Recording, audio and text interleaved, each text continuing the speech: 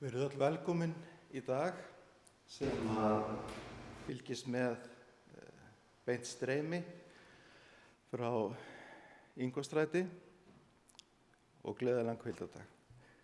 Það stórkostlegt að geta verið hérna saman svona. Deilt saman þessi samveru stund þó hún sé ekki í raunheimum og noti þess. Í leksíunni í dag, lífeferðinni sem við ætlum að ræða nú eftir, þá ætla ég að halda áfram að tala og skoða dæmi um Jesús sem kennara og ritningalesturinn úr Markús 10. kafla og 52. vers er svona dæmi um eitthvað sem er einfalt, naumt en kjarnmikið. Og þá er Jesús að tala við blindarmann sem að læknaði. En Jesús sagði við hann: Far þú, trú þín hefur bjargað þér. Jafnskjótt fékk hann sjónina og fylgdu honum á ferðinni. Skulum biðja saman. Kæri himneski Faðir, við erum svo afar þakklát fyrir alla þær gjafir sem þú hefur gefið okkur og það að við höfum þetta tækifæri til þess að koma hérna saman í þínu húsi og lesa saman í ritningunni, skiptast á innsæi og reynslusögum og njóta þessar samveru sem fjölskyldu. Og við biðjum nærveru þín í dag. Í Jesú nafni. Amen.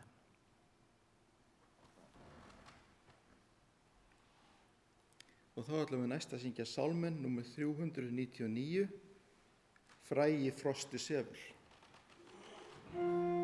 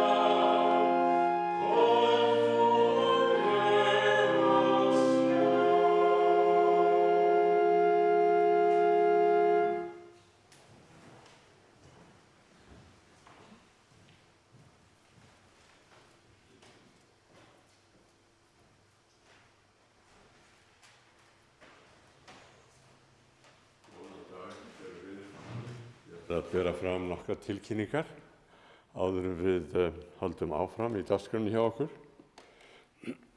Þið sjáið hér á skjánum að við erum að nefna það auðvitað eins og allir vita vonandi að í dag byrjum við bænaviku, árlega bænaviku kirkjunnar. Það eru lestrar sem ég vona að flest allir, ef ekki allir, hafa fengið í pósti, var send í vikunni og búið að leggja vinnu í að þýða og brjóta þetta og að búa til snoturt hefti úr þessu svo að bænavikan hefst núna. Við munum nefna það í guðsþjónustunni, þó við erum ekki að lesa lesturinn algjörlega, en þið hafa þann heima hjá okkur og ég bið ykkur að nýta ykkur þetta efni til rannsóknar og til bæna í vikunni. Þessi auglýsing sem vorum hérna, við skulum aðeins fara í hann aftur. Það kemur í ljós hér að þetta vitum við getum ekki komið saman eins og venjulega í bænavikunni. Við höfum gert það í Reykjavíkursöfnu og veit ég í Hafnarfirði líka og í Árnessöfnu sérstaklega, þar sem hefur verið stórkostleg veisla alltaf, ég veit annars staðar líka í öðrum söfnum. En það auðvitað ekki hægt að koma saman núna, svo við munum hafa það þannig núna að það verður útsending héðan úr kirkjunni á þriðjudagskvöldi og aftur á fimmtudagskvöldi frá klukkan 8. Það mun vera svona líku vettvangi og hvíldardagsskólinni. Við erum hérna sem munum sitja hérna í horninu, lesa saman, ræða saman lesturinn og svo hafa bænastund saman. Og eins og þið sjáið hér á næstu glæru að við bjóðum upp á að bera fram sérstakar bænir. Ef þið myndu senda okkur bæna óskum fyrirbæn eða þakkarbæn, að þá hefur hún Þóra Jónsdóttir útvegað það að hún tekur við þannig óskum bara á netfangi kirkjunnar, sda@adventista.is, og kemur þessu svo til okkar og við munum þá bera það fram. Svo að þannig verður bænavikan að þessu sinni. Takk fyrir.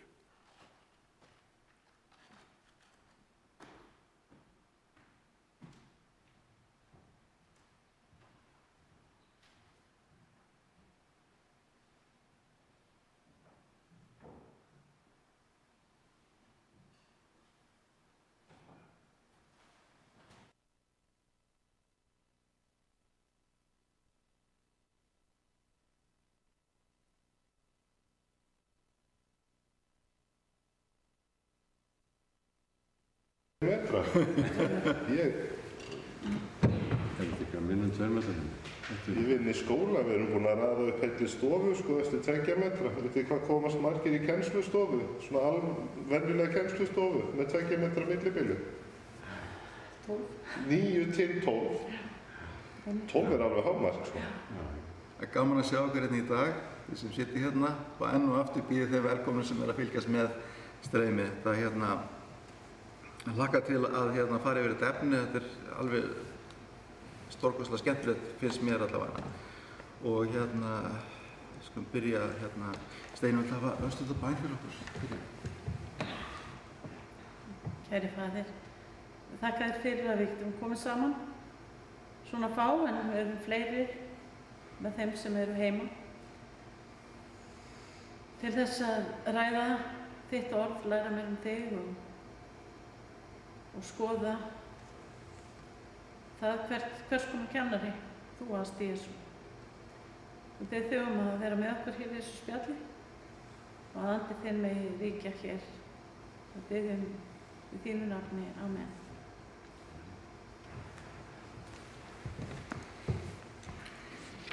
Lexía þessara viku í íslenska, bréfaskriftin Lexíur náð og miskunnsemi, en í ensku lexíunni þá er þetta áframhaldandi kennslustundir, kennsluaðferðir meistarans, eitthvað svoleiðis. Og við erum áfram að fjalla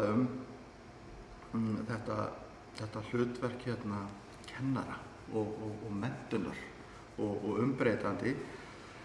Og það er svona úr ýmsum áttum efni þessara viku og byrjar í fyrstu Mósebók og svona, og ég var að skoða efnið og staldraði við sérstaklega miðvikudagskaflann, og það þann kafla sem ég langar til þess að ræða í dag. Því ég held að sé eitthvað að kveikti allan í mér, ég var ægilega spenntur og mér langar til þess að deila með ykkur svona mínum vangaveltum þetta. En þetta er bara svo skemmtileg yfirskrift, strax rekur maður augun í þetta. Kona svara fyrir sig. Og ég veit af einhverju sem að fylgjast með útsendingu í dag sem að þetta er skemmtileg og áhugaverð fyrirsögn. Kona svara fyrir sig. Þá verður þú heldur áfram. Já. Þá bara nefna það að það er fullt af fólki sem er að fylgjast með okkur. En ekki hvað. Og kveðjur eins og venjulega. 38. Helgi Kárásson, Anna María frá Hvammstanga og Snæfellsnesið er með okkur. Íris Ragnarsdóttir, Kristín Lára, Greta Jóns frá Spáni og Gunnar Ásgeir. Hvað sér þau? Gunnar Ásgeir. Og Gunnar Ásgeir. Frábært. Ég er bara yndislegt að heyra frá okkur. Og fleiri. Það er 41 sem er að sína. En þessi frásögn sem ég ætla að tala hún það sagt frá henni bæði í Markús og í Matteus. Ég kann aðeins betur við það sem er sagt frá í Matteusarguðspjallinu, og ég ætla að lesa það til þess að setja svona efni við inn á borðið í byrjun. Og ber yfirskriftina Kanversk kona. Þaðan hélt Jesú til byggða Týrusar og Sídonar. Þá kom kona nokkuð kanversk úr þeim héruðum og kallaði: Miskunna þú mér drottinn, sonur Davíðs. Dóttir mín er mjög kvalin af illum anda. En Jesús svaraði henni engu orði. Lærisveinarnir hans komu þá og báðu hann: Láttu hana fara, hún eltir okkur með hrópum. Þá segir Jesús: Ég er ekki sendur nema til týndra sauða af Ísraelsætt.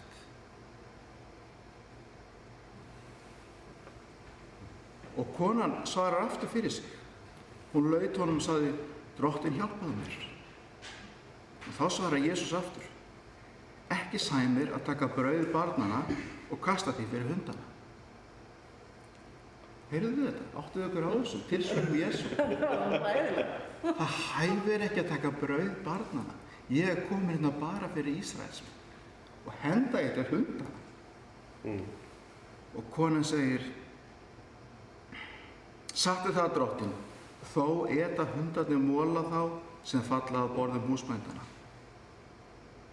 Þá mælti Jesús við hana: Kona, mikil er trú þín, verði þér sem þú vilt, og dóttir hennar var heil frá þeirri stundu. Og þetta er sérkennileg saga, og hún er áhugaverð, og þess vegna þurfum við að skoða hana aðeins meira. Og við held ég það er eitthvað sem má læra af þessu. Bíðið nú bara til og sjá. Þetta hún veitir allt öðru vísi heldur en margar aðra svipaðar sögur af Jesú að lækna. Og það eru skapaðar hindranir, þetta er einhvers svona hindranarlaug. Það er fyrst svarar hann engu, og svo er verið að reyna að reka hana burt, og svo hún gefið yfirlætisleg svör. Í Lúkas 4, þar er Jesús í Nasaret, í samkunduhúsi þar. Hann segir: Andi drottins yfir mér, hann hefur smyrkt mig, hann hefur sett mig til þess að flytja fátækum gleðilegan boðskap, boða bandingjum lausn og blindum sýn, láta þjáða lausa og kunngjöra náðarar drottins. Stendur hann frammi fyrir konu sem er með barn sem er fársjúkt, og hann segir bara: Ég ætla ekki að gera við þig neitt. Ég bara kannast ekki við þig. Þú kemur ekki nálægt því sem ég ætla að fara að gera. Allt þetta sem hann er búinn að vera að segja hér, það bara stenst ekki. Ef hann bregst svona við þessari konu. Bíðum aðeins og sjáum til, Við skulum setja okkur aðeins inn í þetta samhengi. Takk fyrir þetta. Hvað er að gerast hérna?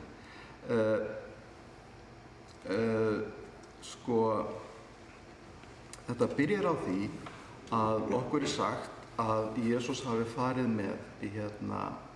með lærisveina sína til Týrusar og Sídonar og hann ætlaði að draga sig frá mannfjöldunum. Þeir ætlaði að njóta hvíldar. Hann ætlaði að fara í hlé, hann ætlaði að fara til útlanda þar sem hann ekki þekktur. Og ég var aðeins að skoða hvað eru þessar borgir. Þetta upp í Líbanon. Sídon í dag 3. stærsta borg Líbanon, rétt fyrir sunnan Beirút. Týrus nokkuð sunnar og Týrus einn af elstu stöðum í heiminum þar sem hefur verið samfelld byggð manna, halda menn, fornleifafræðingar. Og ef maður slær þetta upp í tölvuna Týrus, þá kemur strax upp ströndin og Týrus, Tyrus Beach.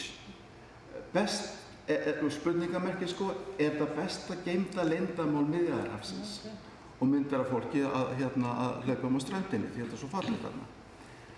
Og ég hugsaði með mér, þetta samræmist það sem við erum að lesa Jesús og lærisveina, þeir voru að fara á ströndina að slappa þess af í best geymda leyndarmál Miðjarðarhafsins, það sem ekki þekktust. Og það er 2-3 daga ganga þarna frá Galileu til Týrusar. Og það er ástæða fyrir þessu. Ég er ekki alveg kláraði en mér sýndist þetta að vera lengsta einstaka ferðalag sem Jesús fór á. Við erum ekki smá spott. Og það er einhver ástæði fyrir þessu, þetta er ekki bara svona tilfallandi. Þú fór til Egyptalands. Já, ég veit að man eftir því líka. Allt í lagi. En til þess að það sem ég langar til að gera það er að rifja aðeins upp miklu eldri sögu í aðdragandanum. Því að við megum ekki gleyma því hver þessi kona var. Fyrst og fremst Kanverskona, hún var kona og hún bjó í þessum borgum. Það skiptir máli. Og þetta, þá byrjum við að tala ekki minni mann en Nóa. Hann er einn af mestum hetjum Gamla testamentins og hetju 1. Mósebókar. Stórmenni í sagnahefð gyðinga fyrr og síðar. Nóa. Hvernig var sagan af Nóa? Jú, við munum eftir þessu. Hann byggir örkina, bjargar sér og sína fjölskyldu ásamt fullt af dýrum það ekki. Þakkar Guði. Guð kemur til hans, kærleiksríkur faðir, og gerir við hann sáttmála.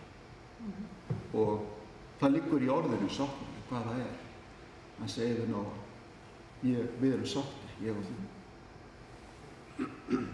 Nói þakkar Guði, plantar vínvið, býr til vín, drekkur það, verður blindfullur. Og eins og maður gerir, ef maður verður blindfullur, hvað gerir maður þá? Maður fer úr öllum fötunum og sofnar svo á grúfu einhvers staðar. Milli þúfna. Sínum fjær, já. Muni eftir þessu. Þetta var Nói. Og hvað gerir svo? Kam, sonur hans, kemur að hann, sér hann berjasaðan þarna, fyllir í stauða, kallar á bræður sína. Sjáu það. Og Nói vaknar, illa haldinn, kaldur, timbraður og áttar sig á því hvað hefur gerst. Verður að fíkur svo nýjan, illur.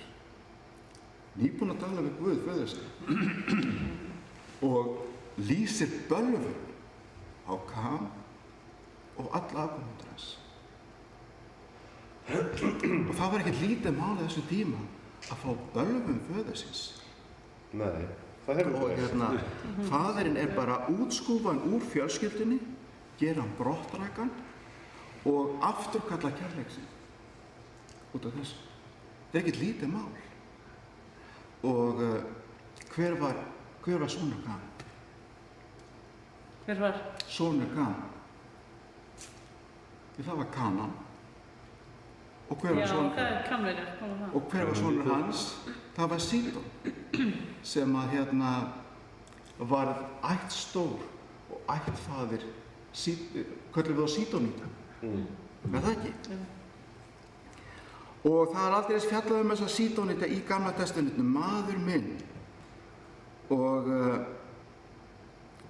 nú skulum við rifja það upp. Í Dómarabókinni, 10. kafla, þá er það að Sídónítar, þeir sigra Ísraelsmenn og kúa, það er sagt frá þeim. Þessir óþverrar, þessir bölvuðu óþverrar. Og Salómon konungur, hann giftist nokkrum sídónískum, köllum við það sídónískar, þetta er rétt farið hjá mér. Þú verður að stoppa með það, ég fer með vitleysu, konum sem leiddu hann til skurðgoðadýrkunar.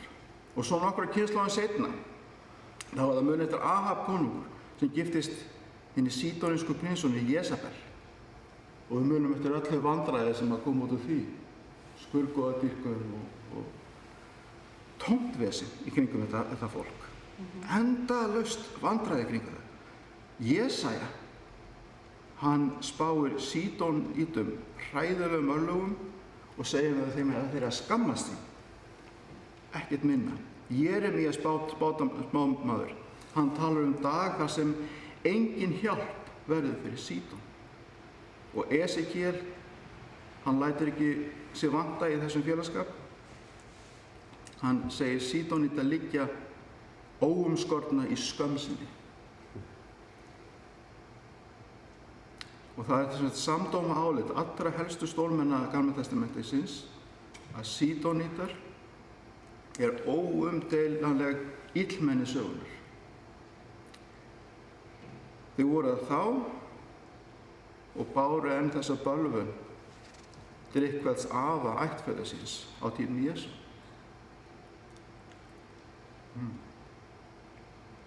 Skemmtilegur inngangur. Kynslóðum saman þá höfðu þessi gyðingar alið á hatur sitt á frændum sínum í nágrannalöndunum. Maklega svo, byggt á trúarit sem þeir voru að lesa. Það er staðfestingin í ritunum okkar og trúarhefðum okkar. Menn heimsóttu hvorki töluðu við þessa menn, þessa Sídóníta. Gyðingar trúðu því að þeir sjálfur væri trúfastir, útvaldir, elskaðir af Guði. Sídónítar, réttilega svo, voru hataðir af Guði og útskúfaðir. Svo er það sem Jesús flutti Sídón. Og þá komum við að þessari sögu sem við lásum í dag. Þegar hann fer með félag sín á ströndina til þess að reyna að hvílast. Það er þess að fá mannfjöldanum. Það er svolítið truflun í þessu öllu saman, sko. Þegar Jónas fer til Nínive, sem voru engu síður hataðir sem óvinir Ísraels. En Guð gerir hann út af örkinni til að fara til Nínive og predika fyrir þeim. Og það sem meira er að þeir snúast allir, bara það virðist ekki vera að það þurft að predika mikið, þá bara segja, heyrðu, já, þetta er alveg rétt. Og kóngurinn og alla leið niður og upp. Og í samfélaginu, þeir bara klæða sekk og ösku og bara biðjast fyrirgefningar og það verður bara algjör vakning í þeirri borg. Svo Guð hafði einhverja með okkur með þessu liði sem voru annars svarnir óvinir Ísraels og voru stöðulega að herja á þá. Það er þetta Sídón er eitt en Assyrium en voru ekkert skári. Fólkið hafði ekki þessa meðöngun, það hafði annað viðhorf. En Guð virðist hafa haft svolítið annað viðhorf. Það sé ekki eins í dag. Það sé ekki eins í dag. Viðhorfið okkar, og er ekki það sem Jesú er þarna að koma að? Jú, rifjum þetta aftur, sko. Nú erum við búin að rifja forsöguna. Rifjum aftur hvernig Jesú svaraði. Hann býr til rauninni 5 hindranir fyrir konuna. Nú ert þú að byggja upp bara spennu í þessum Flott, við erum aldrei. Þetta er alveg ferlega spennandi. Við erum að tala um hérna Jesú sem kennara. Já. Hann er að kenna eitthvað. Það er kennslustund hérna í þessu. Og áherslan er ekki á kanversku konuna. Hún er, ég ekki gera lítið úr henni, en hún er dæmisagan. Nemendurnir eru þeir sem voru með honum. Þeir áttu að fá að fylgjast með Lærisveinarnir, sem sagt. þessu leikriti sem að Jesús stillir upp. Og það eru 5 hindranir. Í fyrsta er það leynd, hann ferðaðist með leynd, hann sagði ekki frá því hver hann væri.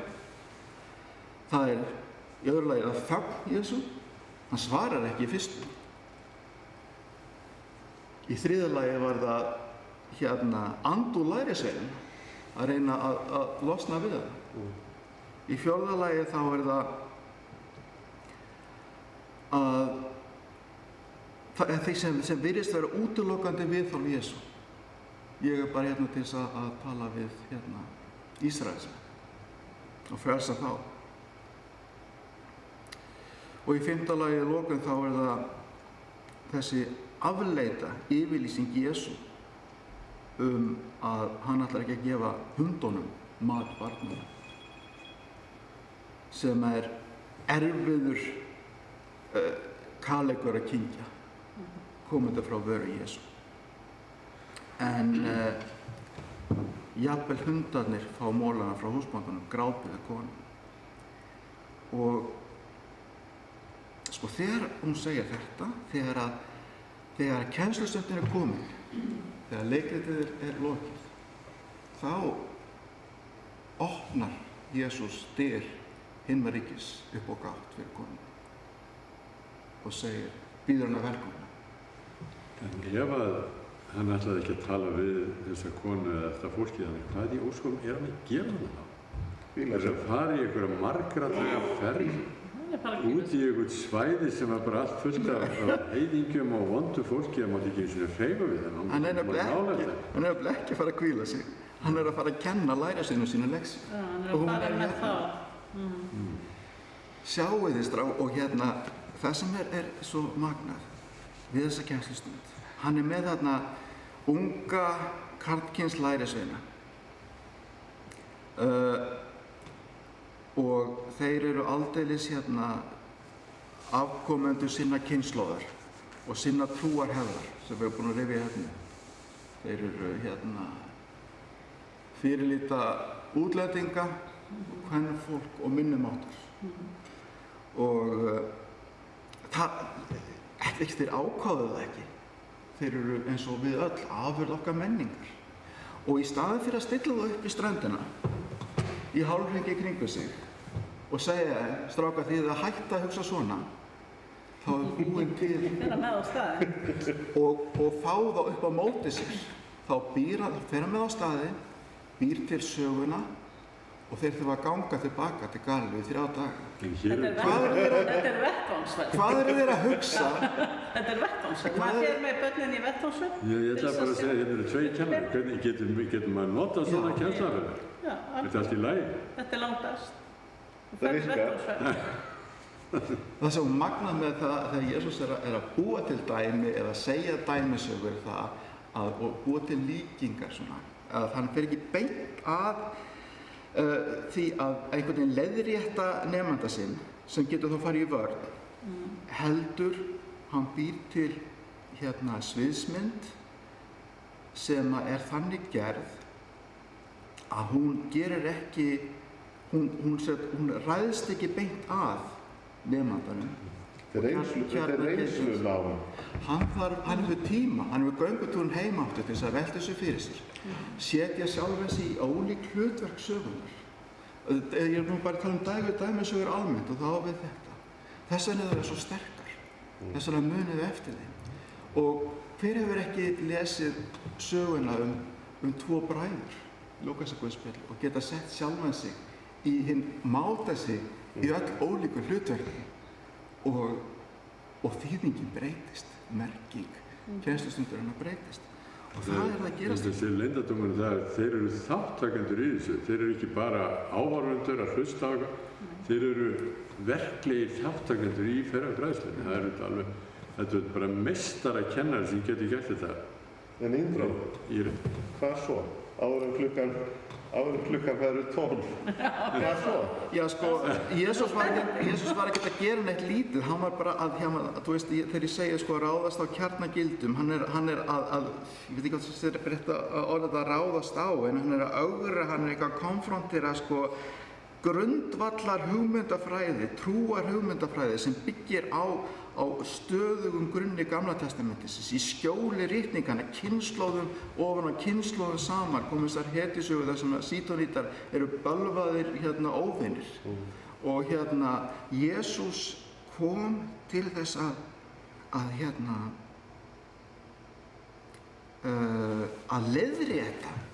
leiðrétta þennan kynslóðagamla misskilning. Og þetta óréttlæti sem við lesum í 9. kafla 1. Mósebókar, þessa hneisu sem átti sér stað og var hluti af sagnahefð fólksins, hann kemur til að gera ekkert minna en að leiðrétta þetta öllu þessum árum og kynslóðum seinna. Hugsið hvað þetta er magnað. En þetta ekki algjörlega vonlaust mission, vonlaust verkefni, því að Biblían sjálf, þeirra rit voru upphafið allir þessum fordómum gegn öðrum. Eins og þetta lesa og Jesaja, Jeremía, Esekiel, þetta kemur mjög skýrt fram. Já, þetta er alveg... Hvernig í óskopunum ætla þennan nokkuð tíman að fá breytt hugsun þeirra? Þetta sprettur allt saman upp á Biblíunni. Þetta er alveg magnað og við verðum að leggja þetta á borðið. En hefur eitthvað breyst? Nei, við verðum að vera tilbúin. Það kemur fram í Lúkasi guðspjalli, þarna strákarnir sem fara til Emmaus. Hann fer í gegnum alla Biblíuna og breytir Biblíunni. Þannig að hann gerur úr Biblíunni kristið rit sem sannar að hann er frelsarinn. Og viðhorf hans til samlensku konar og sýrlensku konar og annar viðhorf Guðs, ekki það sem þeir eru lesið upp úr Biblíunni. Nei, hann hann að breyta Biblíunni. Þessi boðskapur rauði þjóðinni gegnum Biblíuna, alla saman. Með kærleikur Guðs fer í gegn þarna og svo ertu með sögur fólki, en fólkið bregst við. Og þetta sem Einþór var að tala hérna, þetta viðbrögð fólksins. Svo þú nefnir sögunum Jónas, þar kemur fram viðhorf Guðs. En viðhorf fólksins var annað. Við viljum svo gjarnan halda í hatrið. Hann lauk upp ritningunum, eitthvað sem þeir eru aldrei séð. Hvað stendur þetta hana? Hann sýndi þeim þetta. Já, þau eru bara alveg agndofa. Það er þetta eina leiðin sem Jesús gaf til þess að snúa viðhorfi fólks. Þetta er samt 2000 kæru vinir. Þetta eru 2000 ár síðan. Og hvað hefur breyst? Þessar sögur ögra okkur. Það hefur áskorun okkur og spurningi til okkar. Hversu móttækileg erum við fyrir að horfa á hlutana með allt öðrum hætti? Alveg eins og þeir. Allt öðru sjónarhóli. Við erum föst. Við getum skoðað hvert dæmið á fætur öðru í Nýja testamentinu kennsluhætti Jesús Krist sem kennari. Og ég var að lesa... En hvað er að kenna það? Já, sko, þarna og þú ætlar að segja eina sögu? Ég veit ekki klára þessa. Jú, ok. En sko, saga af þegar hann læknarinn holdsveika og hefði geta gert það, og þetta er svo relevant núna á tímum COVID, það bila á milli okkar, eða ekki? Veist að við viljum ekki komast í ónána snertingu. Og á tímum Jesú þá voru holdsveiki, þeir voru ósnertanlegir, algjörlega, af sóttvandar ástæðum, en þeir hefðu gengið lengra og þeir eru útskrifuð skoðuð samfélagslega líka. Og Jesús stígur fram og í staðinn fyrir að segja úr 2 metra fjarlægð við hinn holdsveika, nú ert þú heill, þá stígur hann fram og þess vegna er þetta mikilvægt og snertir hann. Algjörlega lykilatriði. Algjört lykilatriði, og það er nefnilega þetta sem sko, sem ég verð að koma að. Allar þessar sögur, öll þessi dæmi miðar að því að útskýra fyrir okkur að Jesús bauð okkur að elska óvin okkur og við eigum ekki alltaf að vera að standa klára á því eins og þeir voru þarna, og við gerum svo oft hverjir eru úti og hverjir eru inni. Jesús leitur alltaf við að innifela þá sem voru áður útskúfaðir. En ekki þetta þessi munur að ég verði í varnarstöðu, þú ert í varnarstöður að flýja undan henni illa, þá gengur Jesús beint inn í miðju hins illa og hreinsar það og illa hverfur. Þess að hann leggur hendina á holdsveikamanni, hann verður ekki óhreinn, heldur verður holdsveikamaður hreinn. Það er þessi máttur kærleikans Guðs. Það er líka máttur hræðsluna, að það eru flestir fordómar, það er allir sammála um það. Fordómar eru vegna vanþekkingu og hræðslu. Annarkvort þá höfum við ekki þekkingu eða þá erum við bara hrædd vegna þess að við líklega höfum ekki þekkingu. Og þá erum við að draga okkur, við erum að byggja upp það eru hindranir alls staðar út allt og við erum 2000 árum seinna þá notum við ennþá sama grunninn til að leggja og rökstyðja samsæriskenningar og fordómar og það sem við getum nýtt til þess að segja þeir og við og hinir. Og svo erum við bara á góðum stað eða vondum stað og við erum búin að ítrekka núna að eins og hugur Guðs birtist í ritningunni, þá þessi hugur ekki hugur Guðs. Þannig að við höfum enn þann dag í dag tækifæri til að taka til að hrista upp í, en það það sem Jesús að kenna okkur, ekki sant?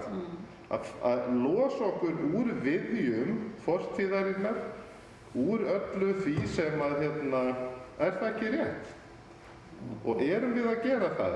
Höfum við þor til að hrista upp í? Að losa okkur við þetta gamla slen sem að við erfum auðvitað, eða viljum við að börnin okkar? Við leyfum næstu kynslóð kannski að taka til. Eða ekki. Er það tilviljun að kona sem hann tala við þarna í Týrus og í Sídon? Er það tilviljun að kona sem gripin í hóru, og þetta kemur í Guðspjallinu, að hann réttir hlut kvenna, konunnar, sem var algjörlega forsmáð og bara dauða dæmd. En hann reisir hann upp og fyrirgefur henni. Ég meina, það ekki tilviljun að það kona í þessari stöðu og að það kemur fram í Guðspjallinu. Við erum ennþá að baklast við því í dag. Og þarna, Jesús í öllu sem hann kenna, þá hann að tala kærleika, og allt þetta gerir hún í krafti kærleikans, jafnrétti og réttlæti. Og já, við erum ennþá að baklast við þetta í dag. Það bara stór. Samt í minna, það kannski ekki furðulegt, því að við erum ennþá, við búum í þessum heimi og við höfum þetta eðli, mannlega eðli, við erum ekkert góð í okkur sjálfum. Og það Jesús sýnir það þegar hann kemur þarna. Hann ekki bara, hann segir, fylgdu mér, komdu og lærðu meira af mér, vertu með mér.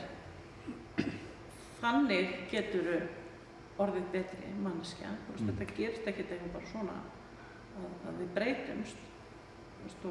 Við breytumst sem betur fer, en við verðum aldrei fullkomin í þessu. Við náum þess aldrei.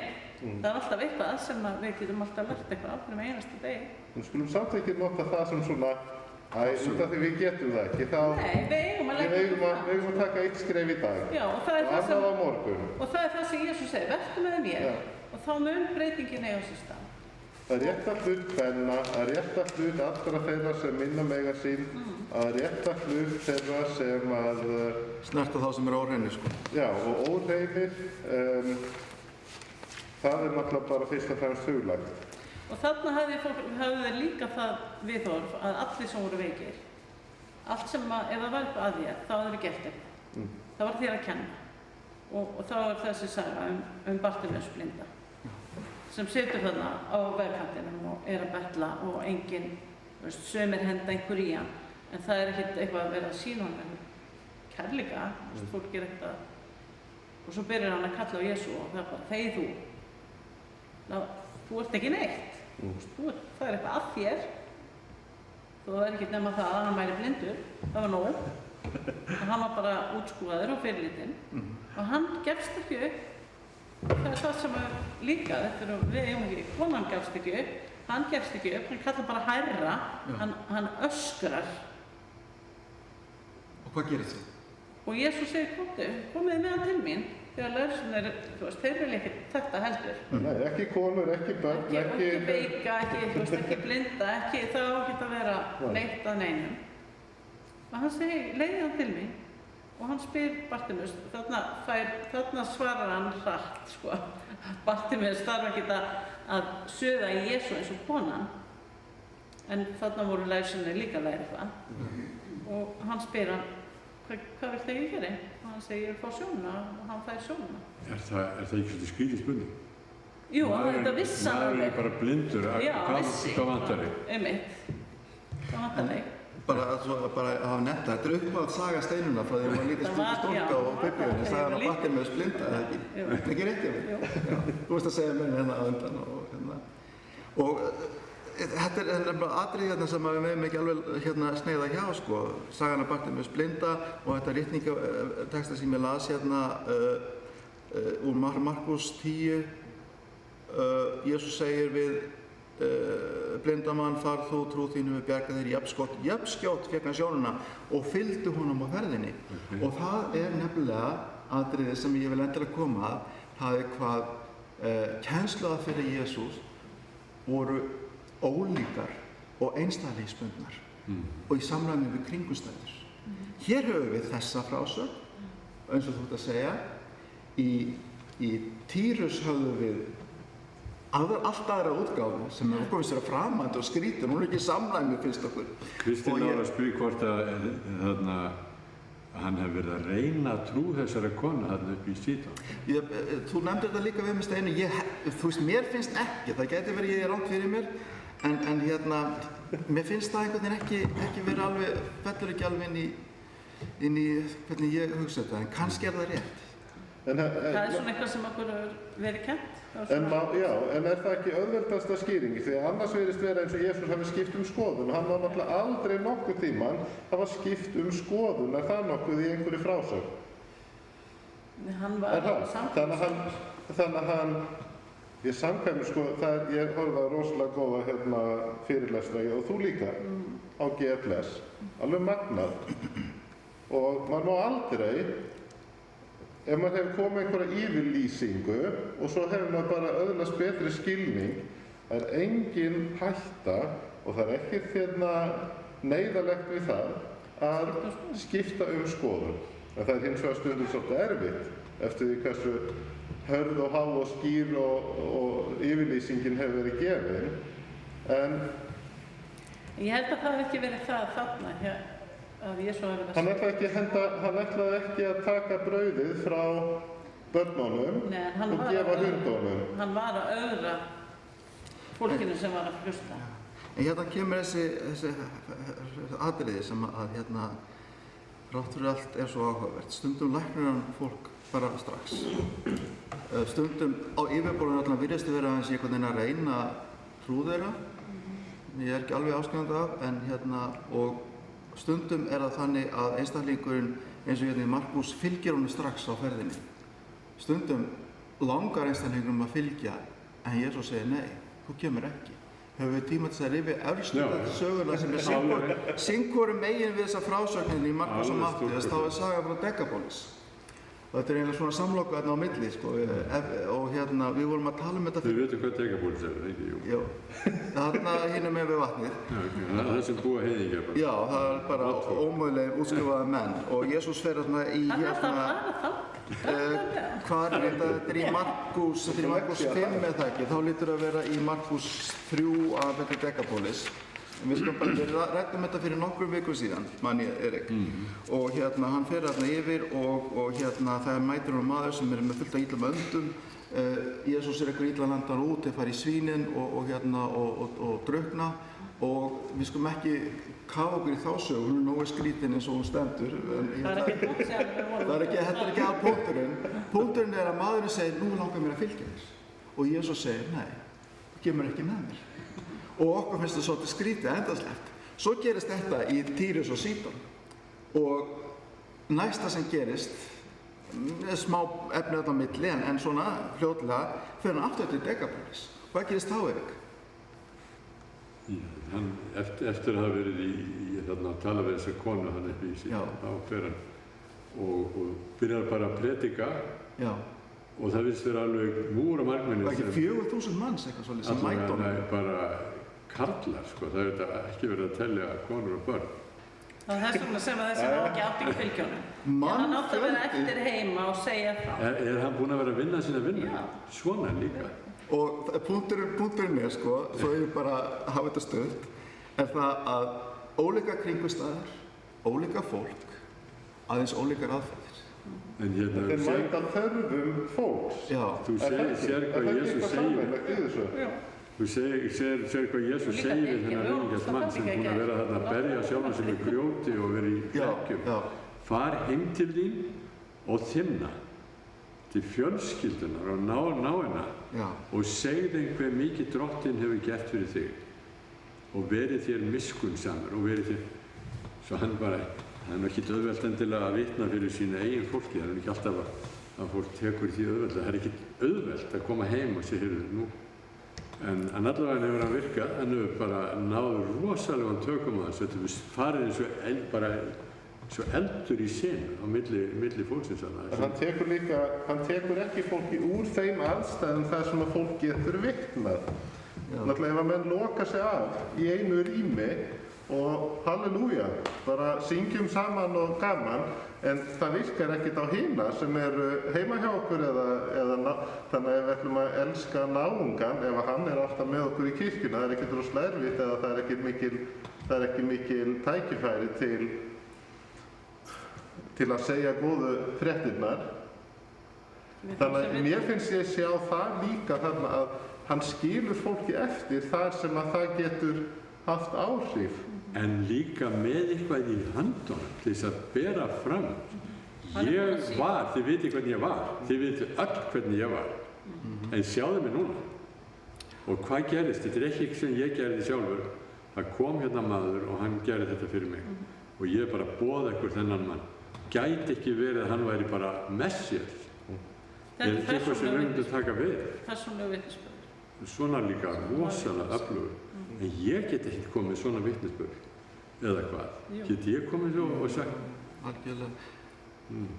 Og hérna, ég sé bara á klukkunum því miður, þetta er magna efni og ofsalega gaman að kjafta við okkur þetta. Og hérna... Þetta var miklu skemmtilega heldur en ég var að lesa þetta heima. Já, og hérna, og bartið með splindi. En hérna, við verðum að fara að sauma þetta saman aðeins. Mín svona niðurstaða er hérna að Jesús sem kennari, að efnið er svona tvíþætt finnst mér, að Jesús segir okkur hvað eftir annað, fólk er mikilvægara en lög, jafnvel lög Guðs, einstaklingur. Og í öðru lagi jöfnuður, réttlæti, félagslegt réttlæti. Jöfnuður fólks af ólíkum kynþáttum, ólíkum kyni, efnahagslegri stöðu, frjáls eða þræll, innifelandi. Þetta tvennt finnst mér svo mikilvægt og hvernig hann kennir, hann tekur aldrei sjálfsákvöðuna réttin frá nemanda sínum. Hann segir aldrei, ég segi aldrei sko Steinum, ég er með sannleika og þú þarft að gerast áskrifandi á honum því hann er réttur. Nei, ég ætla að segja þér sögu og þú ætlar að hafa nokkra daga til þess að velta henni fyrir þér og hugsa hana og hérna tileinka þér. Það er eitthvað alveg magnað og það er eitthvað sem við getum aldeilis hérna horft til í dag og mér langar svo til þess að enda á hérna tilvísun frá Ellen White sem hérna við má sem ég veist einhvern veginn tengjast þessu svolítið og verið í samhljóm við þetta og þetta er eitt af fyrstu hérna svona hlutum sem Ellen White skrifaði hérna menntun frá 1980, frá Council on Education og hérna skrifa hún, þetta er mín þýðing þannig að þið verðið að þú veist hafa þetta eins og þetta er.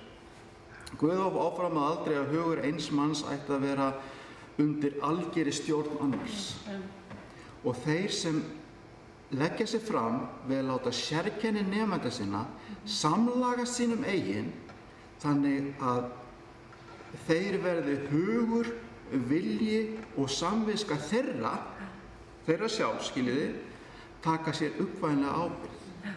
Þessi fræðimenn geta stundum litið í fljótu bragði út fyrir að vera vel þjálfaðir og agaðir hermenn Guðs. En þegar aðhaldinu er aflétt, mun afhjúpa skortur á sjálfstæðum skoðunum og staðfastar grundvallarreglur sem á þeim verða að fá að byggja. Og kjarningin er hérna, þeir sem gera það að markmiði sínu að mennta nemendur sína svo að þeir læri og finni að það búi í þeim sjálfum kraftur til þess að verða að fullvöxnum og sjálfstöðum körlum og konum, hæf til hverja stöðu sem er í lífinu, eru gagnlegustu og farsælustu kennararnir. Vá. Vinna þeirra sýnist kannski til skemmri tíma litið ekki eins árangursrík og þeirra sem hafa algjört vald yfir huga nemenda sinna, en ávöxtu vinnu þeirra birtast í þroska nemenda sinna til lengri tíma. Og það er aldrei skaman að vera með kennari hérna hjá mér til þess að rifja þetta upp, og eru þið ekki til í að kinka kolli og segja já, amen. Amen. Þetta er bara svona, þekki þetta, þessu tilvitnun. Hafa þorið, hafa kjarkinn til þess að gera nemandaðinn að sjálfstætt hugsandi einstaklingi. Hvernig er gaman að því að sitja og hlusta nemanda endurtaka það sem að segja sjálfur? Sem að reynir stundum að gera þetta. Þetta er ekki bara það er ekki spennandi. Og þetta er það sem að Jesús var að gera þetta. Já, sko, þú átt að hugsa sjálfur. Þú átt ekki bara, það er bara þessi fræga tilvitnun frá Ellen White, þar sem að það er hlutverk kennarans að þjálfa nemendur í að hugsa sjálfstætt en ekki að endurtaka hugsanir einhver annarra. Og þetta er bara það sem er grunninn. Þetta er ekki bara kennarinn í skólanum, þetta er líka foreldrið heima. Passaði nú, þá er það flust verið flókið. Þau var alltaf virkilega að slaka á og leyfa barninu að þroskast þannig að þú sett ekki alveg yfir því og telja alltaf. Það er önnur tilviljun svona í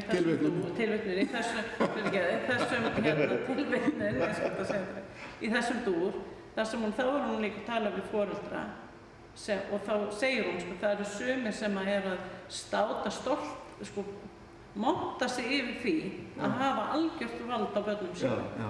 Og þá segir hún bara, bíddu bara, þú munt lenda í vandræðum þegar tíminn liður. Og þegar þú ert að mæta frelsarinn. Ellen White var búin að lesa Nýja testamentið og hún var búin að læra kennslu fyrir Jesú. Það er samhljómur þarna milli, það er rosalega flott. Nú er tíminn búinn, nú ætlum við að taka okkur smá pásu og svo fyrir við guðþjónustu. Takk fyrir. Takk fyrir sem fylgdust með og ertu búin að fá einhverja kveðjur? Það er bara fólki alveg agndofa yfir því sem er að segja, þess að kommentera bara lítið. Ok. Takk hérlega fyrir. Bara hjartans þakkir fyrir samverðið.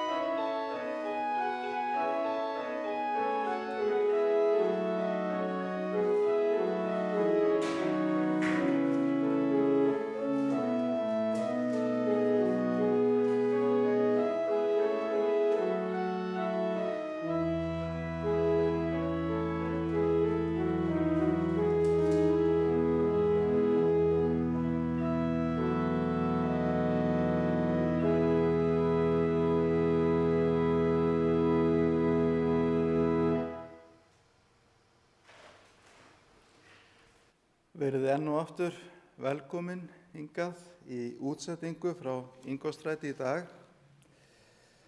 á guðþjónustu. Í dag ætlum við að reyna eftir fremsta megni að vera innifellandi og hafa allt á tveim tungumálum. We're going to try as hard as we are able today to have everything bilingual. So we'll have translate as far as possible into English, the program. But welcome to our live stream today. Verið velkomin. Ég ætla að byrja á að lesa kall til tilbeiðslu. I'm going to read first a call to worship from Psalm 33, 20-22, and I'm going to read it in Icelandic.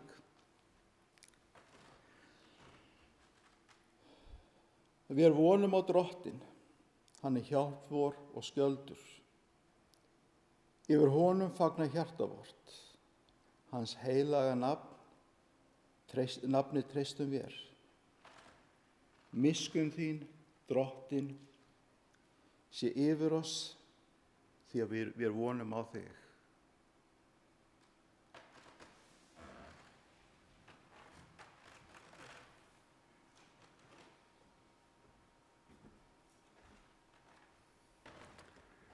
Já, himneski Faðir, við komum fram fyrir augliti þitt hér í dag í húsi þínu og við erum hér fá en það eru margir að fylgjast með og Drottin, við leggjum stundina í þína hönd, biðjum þig að koma hér og vera hjá okkur, vera í hjörtum okkar, hafa áhrif á huga okkar og ímyndun, að þú tali til okkur og gefur okkur þann kraft og þann frið og þá djörfung og það hugrekki sem einn þú getur gefið.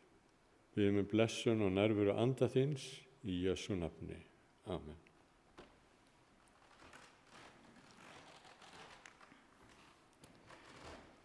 Og þá ætlum við næst að syngja sálmi númer 79, Leið oss mikli himna Herra. We're going to sing next the hymnal Guide Me, O my great Redeemer.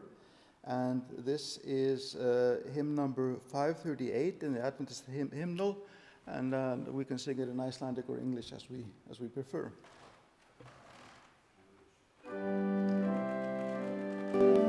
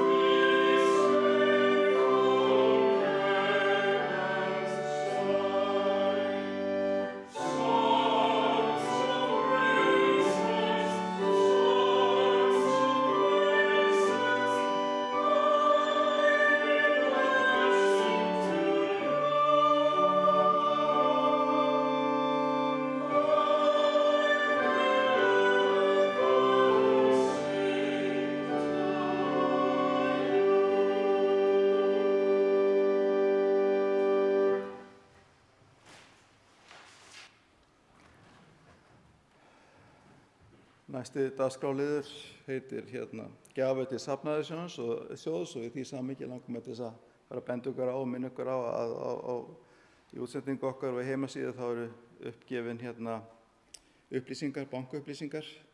I'd just like to point out that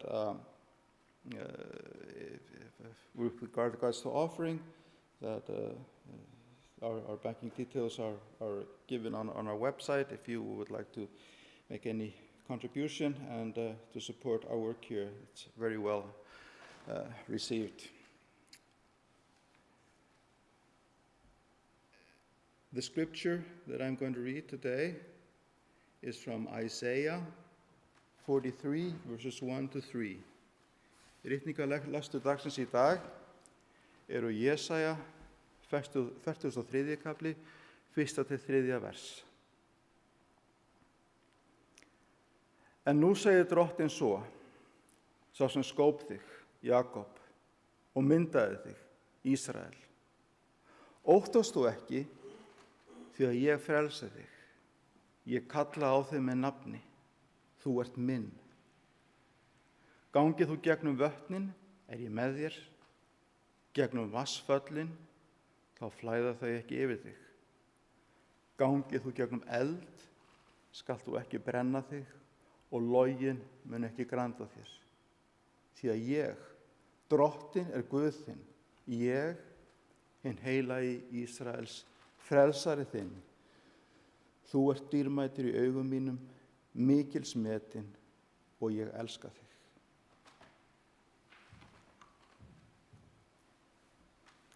Við skulum þá syngja saman bænasálminn Kæri Faðir, númer 310.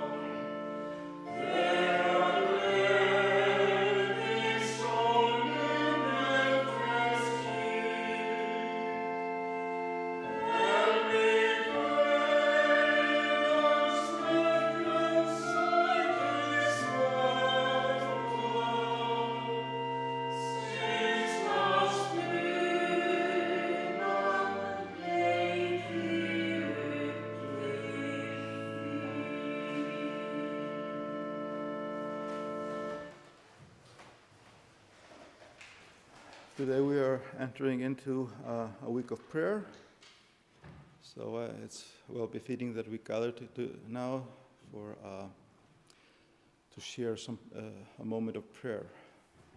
Og við ætlum núna að sameinast í bænastund.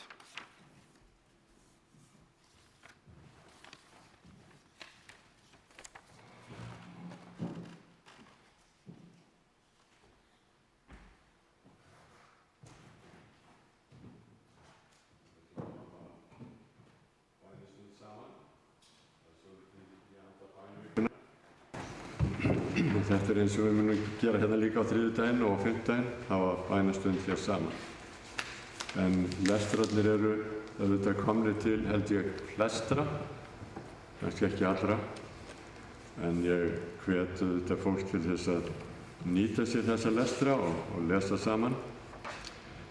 Ferðin heim yfirskriftin, fyrsti lesturinn, hvíldardaginn þitt orð lampi fóta minna. Biblíuna sem grundvöll kristins lífstíls. Og barnasagan fjallar svolítið þetta. Ég veit að Steinunn ætlar að segja okkur öllum barnasögu á eftir. En við skulum lúta höfði í bæn. Ég ætla að biðja Steinunn að hefja bænastundina. Bæn fyrir stjórnvöldum, þakka bæn fyrir umhyggju drottins og bænasvari. Og svo munum við hinir taka þátt. Kæri Faðir, við komum fram fyrir þig með auðmýkt og þakkargjörð. Biðjum þig að þökkum þér. Við viljum biðja þig að vera með stjórnvöldum landsins okkar og allra í heiminum. Það mikið að vera í Bandaríkjunum þessa dagana og öll heimsbyggðin fylgist með því. Við biðjum þig að leiða allt þetta fólk sem hefur völdin. Það fari vel með það og vandi sig. Og ég þakka þér fyrir umhyggju þína, Drottinn. Þú ert með okkur, þú vakir yfir okkur alltaf. Og við getum treyst því. Ég þakka þér fyrir öll þau bænasvör sem við höfum fengið og bara legg okkur öll, hvort sem við erum heima, hér eða hvar sem í þínar hendur. Megi þú blessa, lækna og líkna. Í Jesú nafni. Góði Guð, við leið og við þökkum þér fyrir allar þínar blessanir og við gerum okkur grein fyrir því að það er mikil blessun að búa hér á Íslandi. Það er svo margt sem við njótum. Það er friður, það er frelsi. En á þessum tímum þá langar okkur að leggja sérstaklega í þínar hendur efnahagsmál þjóðarinnar, atvinnuvegi þjóðarinnar og heilbrigðis yfirvöld. Það sem álagið er mikið og það eru áskoranir á hverjum degi. Það eru starfsmenn út allt land að takast á við þær áskoranir í COVID.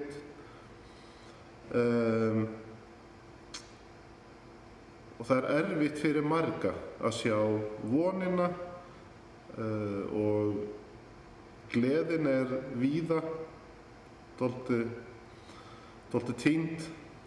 Drottinn, viltu gefa okkur von að þetta ástand sé tímabundið? Viltu vera með öllum þeim sem að sinna öllum þessum verkefnum? Og viltu blessa þau, viltu blessa okkur öll og við leggjum okkur og þessi málefni í þínar hendur í Jesú nafni. Mér langar í dag að biðja sérstaklega fyrir heimilum okkar og skólum.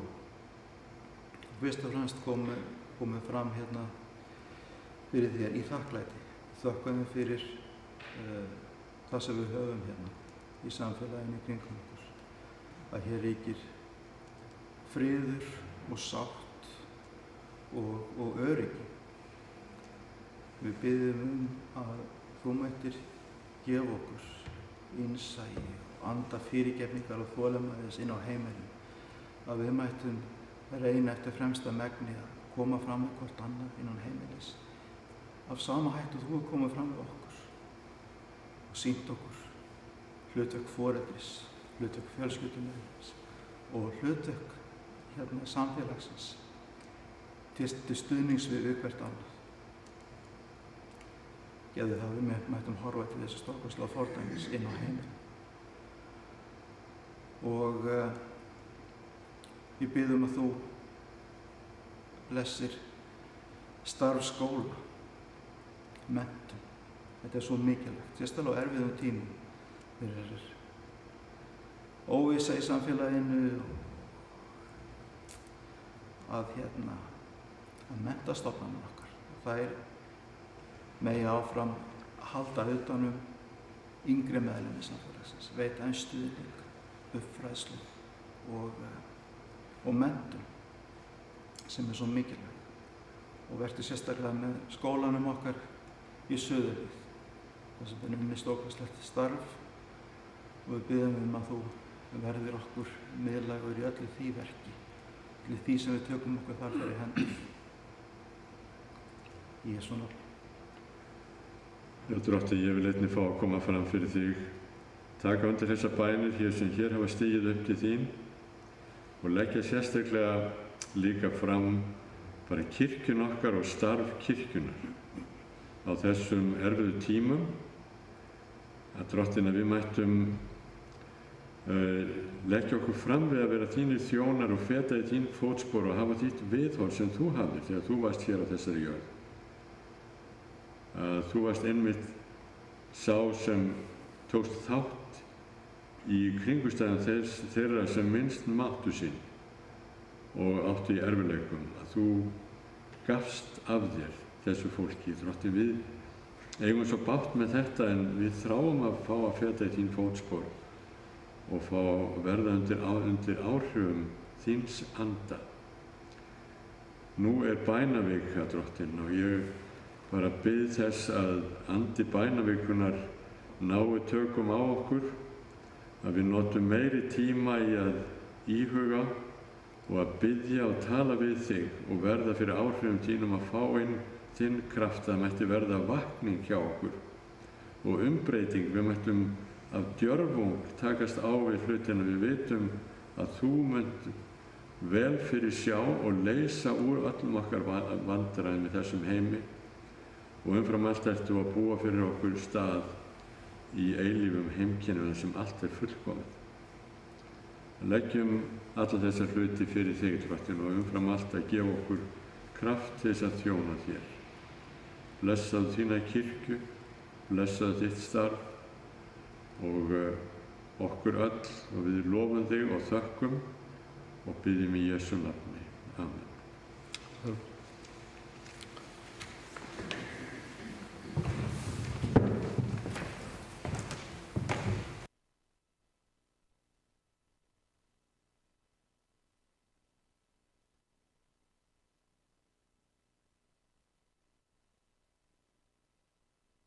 Ég barnið þitt, ég má biðja þig.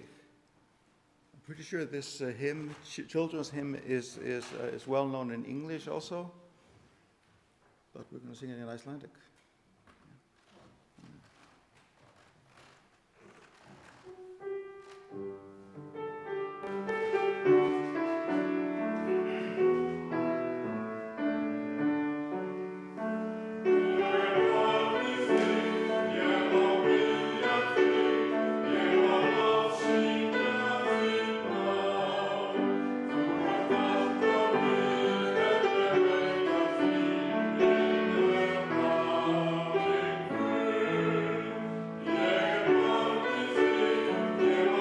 Ég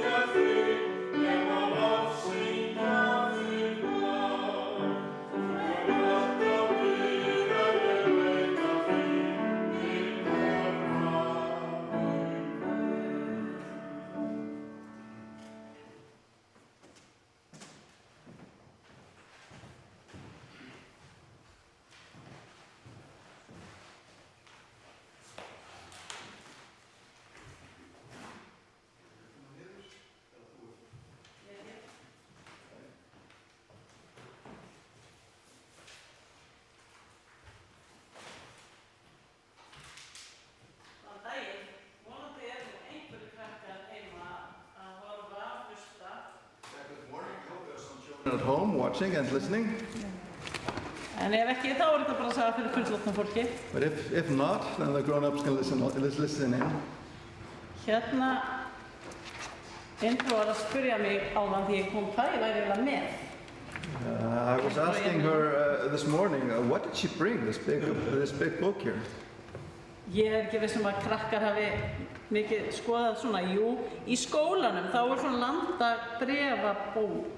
Yeah, we teach geography in school, and we have these maps. Yeah. Þá erum við meira svona að skoða hvað staðirnir eru. En í gamla daga, Indru. Back in the day, when Steinunn was a young girl. Já, þá vorum við með svona kort þegar maður fór í ferðalag og maður keyrði eftir þessu. Yeah, back in the day, all we had was a map like this in the car, and we drove according to the lines on the map. Þetta tók heilmikið pláss. This took a lot of space. Ég var með þess að bara búin að gleyma því. You've almost forgotten. En landakort, svona vegakort, til þess að maður villist ekki. But maps are intended for the purpose so you don't get lost. En þá í dag, þá erum við með allt hérna í símanum. Today we have everything in our smartphones. Ok, Aron, það er skipt glæri. Þegar Jesú, hann kallaði fólkið saman og talaði. Hann var í hans tíma, þá gátum við haft Jesú hjá okkur. Yeah, and in Jesus' time, he gathered people around him and he spoke with them face to face. En núna, But today, þá höfum við þetta hér. and we have the Bible. Biblíuna. Biblían okkar leið, okkar leiðarljós og leiðarvísir eins og landakortið í lífinu. And the Bible can be our guiding light, just like a map, a guidebook for life. Og við höfum samband við Guð, eða hann hefur samband við okkur í gegnum þetta. And we can develop a relationship with God and God to us through this book. Þarna kemur landakortið í símanum, glæran aðeins, ég á undan glæranum. Ef ég ætla að finna leiðina til Akureyrar. Yeah, if I were going to find the way to Akureyri in my smartphone, Þá finn ég þetta merki then I sem þið find sjáið this icon, í símanum mínum. Og svo, and then let's see if it happens. þarna uppi þar sem stendur search here, þá skrifa ég hvert ég ætla að fara. And up there, where it says search here, there I'm going to write where my destination is. Og ég ætla að fara til Akureyrar. I'm going to Akureyri. Og sjáu, þá kemur bara mynd á síman minn. Hvert ég á að fara. So, Þarna leiðin. and I'm given the directions, how to get there. Og svo íti ég á directions og þá sé ég, þarna er ég heima og þarna Akureyri og það tekur næstu til 4,5 tíma að keyra ef ég stoppa ekki neitt. And this is where I live, and this is Akureyri. It takes just under 4.5 hours to get there by car if I don't stop along the way. Og ef ég fer eftir þessu, þá villist ég ekki. And if I follow these instructions, then I won't get lost. Og það svolítið eins með Biblíuna. And it's a bit the same with the Bible. Að Guð gaf okkur þessa bók God gave us this book til þess að leiðin okkur í lífinu. to give us a guide in life. Og eitt vers sem við þekkjum nú öll sem erum orðin fullorðin. And Það stendur, þitt orð lampi fóta minna. a verse that we know well from Psalms 119, your word is a lamp on my feet Og ljós á vegi mínum. and a light on my path. Og þannig ritningin eins og landakortið. Það leiðir mig rétt á veginn, næstu glæru. And this is how the Bible, Scripture, can be like a guide for me, guiding me in the correct direction. Og þið sjáuð á annari myndinni mynd af bók. And you see on the first picture there's a photograph of a book, En hinum meginn þá svona icon. but the second one is an icon. Og þetta svona svipað eins og með landakortið. Ég líka með biblíuna í símanum mínum. This is a bit like the map we have here. I also have the Bible, the scripture in my smartphone. Og krakkar, þið í síma, flest öll held ég. Most of you have some device, Og jafnvel svona smartphone. even a smartphone. Og þið getið náð ykkur í biblíuna og haft hana í símanum ykkar. You can download the Bible and have it in your device. Og mér finnst þessi biblía, það eru margar biblíur sem þetta finna. Þessi heitir YouVersion. Og ef við fáum næstu, að þá, My preferred app is called the New Version. og þetta biblían.is, biblían okkar, íslenska biblían þarna. And in this earlbiblion.is, Og á öllum tungumálum. get this in all languages. Ég get bara valið mér tungumál, en ég hef íslensku, ég hef ensku, norsku, dönsku, kínversku, alls konar. She has a plethora of languages. Já. Og ég get lesið biblíuna mína bara eins og ég les, bara valið mér vers. En svo get ég líka, eins og sjáum hérna, langa myndin, að þá get ég valið mér svona eitthvað efni sem ég les og hugleiða hverjum degi. We can even set it up like the vertical picture on the right, that I've set up a certain theme that like a reading guide for every day. Og ég get verið að lesa með vinum mínum sem einhvers staðar annars staðar. And I can read with my friends that are maybe far away. Og næsta við? Já, það búið. Og ég hvet ykkur, krakkar, til þess að gera þetta.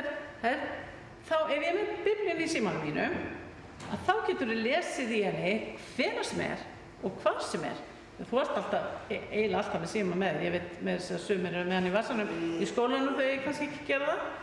En við getum alltaf tekið upp síman okkar, fundið biblíuna og lesið.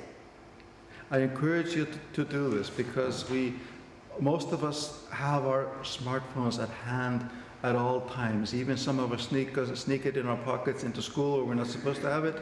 But thereby we can have this special connection with God, Scripture, at hand at all times. And I encourage you to use this. Og biblían skiptir máli. Í skólanum, ég tala svo lengi.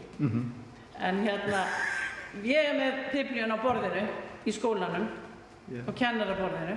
On my teacher's desk, I have the Bible on my Og table. svo alveg bunki af Nýja testamentinu.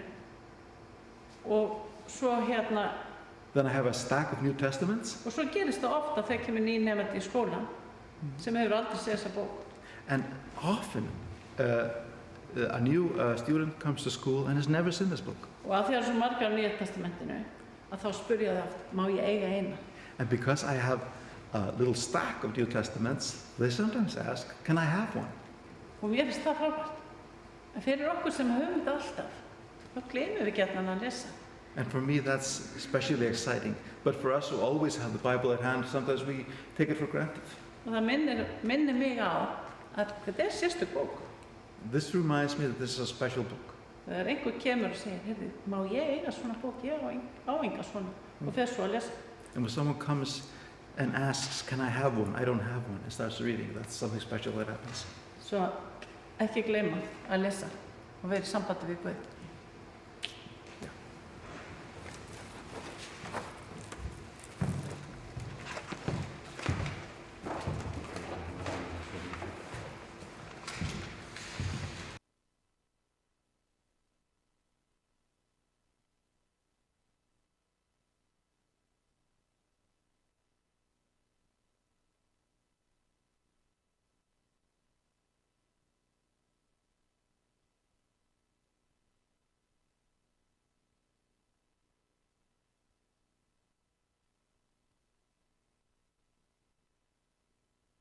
Þetta var eiginlega bara hvíldardagsslesturinn í bænavikunni, það var akkurat þetta. En eins og við nefndum áðan, þá er þetta komin bænavika hjá okkur. As we mentioned previously, we are starting out with a week of prayer now. Og við vorum að nefna það að munum hittast hér á þriðjudaginn og á fimmtudaginn kl. 8 og hafa stund saman og senda hann út á netinu. And we're going to have a live stream here from the church on Tuesday and Thursday evening at 8 o'clock. Og svo vorum við ég nefndi það ekki áðan þegar við vorum í bænastundin, en við erum að opna fyrir það að fólk sendi inn bænaefni. And also, I would like to encourage you to send in prayers that we would like to Prayer request. have. Prayer requests, yeah. Og ég held að sé hérna á skjánum við settum upp áðan netfangið, það bara sda@adventistar.is, þangar þetta að senda efnið. The email is sda@adventistar.is. Það nú þegar komin ein bæna ósk bæn. And we already have the first prayer request. Það kom í gær bara biðja fyrir uppvakningu eða vakningu og trúar endurnýjun allra þeirra sem hafa sameinað söfnunum á Íslandi. And the first prayer request is asking for revival of all those who are church members in Iceland. Sérstaklega þeim sem við sjáum ekki lengur en vorum meðlimir en kannski fallið frá. Especially those whom we no longer see. Og að kirkjurnar á Íslandi megi fyllast að nýju. And that our churches in Iceland may fill again. Það var frábær námskeið í gangi í gær sem kallað GLS, eða Global Leadership Summit. There was the seminar yesterday, GLS. Búin að vera í gangi í nokkur ár og það eru margir hér á landi sem hlusta og fylgjast með þessu. This has been a repeated seminar for the last few years, and many people who are watching online. Ég held ég megi segja það að hún Signý Harpa, hún vinnur í ráðhúsinu á Selfossi. And I can say that Signý Harpa, who works at the council building at Selfoss. Já. Það kom boð frá hennar yfirmannum þar hvort að hún myndi vilja taka þátt í þessu námskeiði. And she had the request from her employee whether she would like to participate Svo in this. þó að þetta sé kristilega ráðstefna þá þetta mjög mikið af fólki sem fylgist með. So even though this is strongly Christian themed, there are many participants. Og einmitt fyrirlestinni snerist það hvernig getum við verið þannig í kirkjuna við höfðum til samtímans og svörum þarf. And the theme of the lectures this time is how can we be relevant today and meet the needs of the society. Það sem langar til í dag sérstaklega að tala And what I'd like to speak about today hvernig mynd höfum við af Guði okkar? What kind of an image do we have of God? Guð almáttugur Guð sem getur náð til okkar í öllum okkar kringumstæðum? Is God an almighty God who can reach out to us in any situation? Við spyrjum börnin okkar stundum, hvað er stór? Sometimes we ask our children, how big are you? Og jafnvel áður þau geta almennilega talað, þá segja þeir svona stór. And even before they can even speak, they can indicate it, this big. Og teygja hendurnar upp í loftið. And reach up to the sky. Virðist eins og að segja, ég svona stór og það ómögulegt að segja hver risastór ég verð einhvern tímann. Yeah, and there's almost like saying, I'm huge, and there's no way of indicating how much bigger I'm going to be in the future. Við viljum að börnin okkar þau viti hvernig þau líta á sjálfan sig. It's important what kind of a self-image children have. Að þau séu ekki bara pínu lítil. That they don't perceive themselves as being small. Heldur svona stór. But this big. Og mér langar til að tala svolítið það hvað kannski enn mikilvægara. And I'd like to speak about something that's even more important. Hve stór Guð þinn? How vast is your God? Hve mikill Kristur í lífið þínu? How great is your God in your life? Ég sannfærður að hvernig við lifum lífi okkar afleiðing þess hvaða mynd við höfum af Guði. And I'm convinced that how we live our lives depends a lot on the image we have of God in our hearts. Þetta grundvallar atrið til þess að skilja það að líf okkar sé fullkomlega örugt í höndum Guðs. It's fundamental for us to acknowledge that our life is safely kept in the arms of God. Í Guði sem alvitur, allstaðar nærverandi, allkærleiksríkur og óendanlega stór. A God that's omnipresent and all-encompassing, all-loving. This is the God that we worship. Að fara gegnum daginn með Guði sem smár og fjarlægur, það hefur afleiðingar í líf okkar. To go through the day with a perception of God that is small and powerless, that has implications in our life. Ég mun lifa þá í ótta og kvíða því allt stendur í raun og fellu með mér sjálfum. Yeah, I'm going to live in anxiety and fear because everything depends on myself. Og skap mitt, það mótast af kringumstæðunum. And my temperament, that's defined by my circumstances. Þeim kringumstæðum sem ég mæta á hverjum degi. The circumstances that I meet every day. Ef ég hef litla mynd af Guði, þá finnst mér óeðlilegt kannski að biðja hann að koma inn í kringumstæður dags míns. If I have a diminutive image of God, then I would be reluctant to call him in as a participant in the obstacles of daily life. Því sannleika sagt þá ég ekkert viss hvort að Guð skipti máli eða hvort bænin hafi nokkur áhrif. Yeah, I'm not sure whether God really makes any difference or prayer has any implications. Og í raun ef ég hef þannig Guð, þá ég þræll þess viðhorfs sem aðrir hafa til mín. And if I have this image of God, then I am enslaved by the image that other people have of me. Því ég lifi ekki í þessu öryggi viðurkenningamátt Guðs á mér. See, I don't have this security and this certainty of this all-powerful God. Og ef ég freistast til þess að fara með ykkur ósannindi til þess að komast hjá vandræðum, þá læt ég undan þeirri freistingu.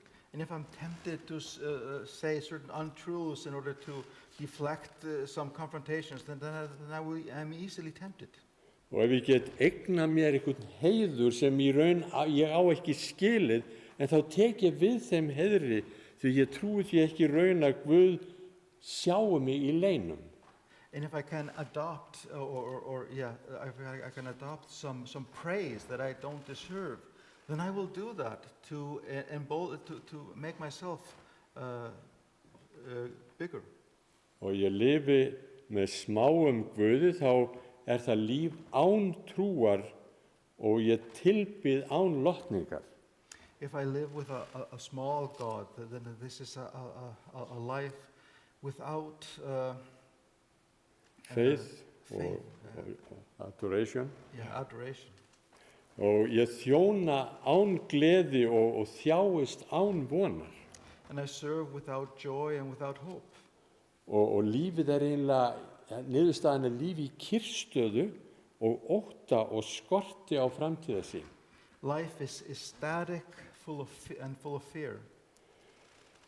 Þess vegna þreytast höfundar Biblíunnar aldrei á því að brýna fyrir fólki að við lifum ekki með litlum Guði.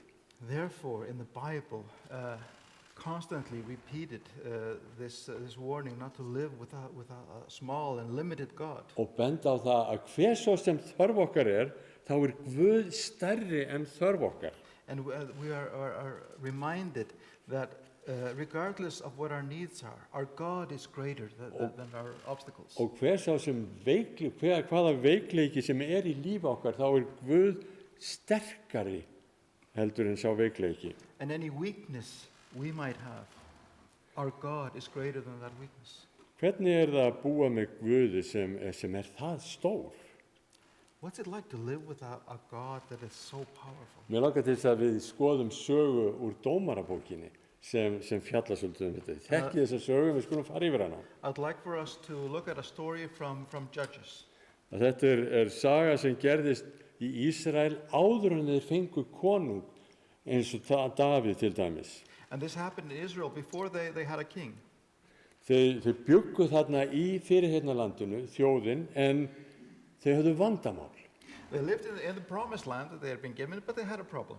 Vandinn voru Mídjanítar. And their problem were the Midianites. Og það er sagt frá þessu í 7. og 7. kafla Dómarabókarinnar. And in the 6th and 7th chapters of Judges. Og það er sagt að Mídjanítar hafi verið eins og engisprettur svermur. And the Midianites are described as a swarm of grasshoppers. Sem eyddi öllum jarðargróðri. That ate up everything. Og Ísraelsmenn, þeir voru hræddir, þeir földu sig í hellum og hólum. And the Israelites were afraid and they hid in holes and caves.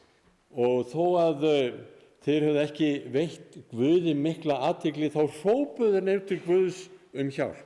And even though they hadn't looked for God very much, at this moment they called out to God for help. Og við skulum lesa í Dómarabókinni 7. kafla, vers 11 til og með 16. Ekki á ensku. Hérna? Þetta á íslensku. Þetta er íslensku, ok.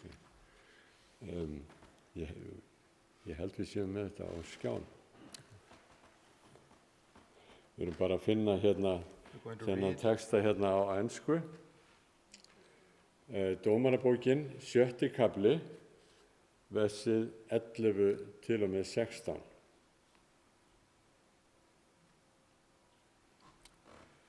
Let's find this so we're all set up here.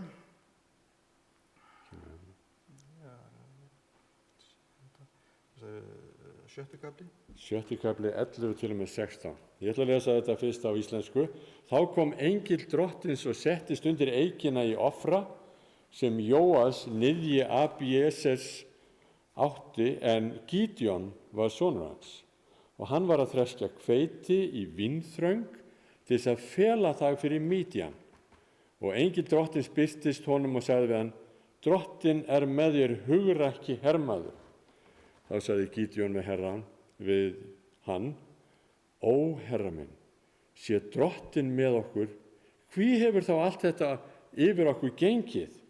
Og hvar öll dásemdaverk hans sem feður okkar hafa skýrt frá og sagt: Leiddi Drottin okkur ekki út frá Egyptalandi, en nú hefur Drottin hafnað okkur og selt í hendur Mídjans. En Drottin sneri sér að honum og sagði: Farðu í styrkleika þínum og frelsaðu Ísrael úr höndum Mídjans. Er það ekki ég sem sendi þig? Gídeon svaraði honum: Æ, Drottin, hvernig ætti ég að frelsa Ísrael? Ætt mín er aumasta ættin í Manasse og ég er smæstur í ætt minni. Þá sagði Drottin við hann: Ég var með þér og þú munt sigra Mídjaníta alla sem einn. Okay, Judges 6:11-16.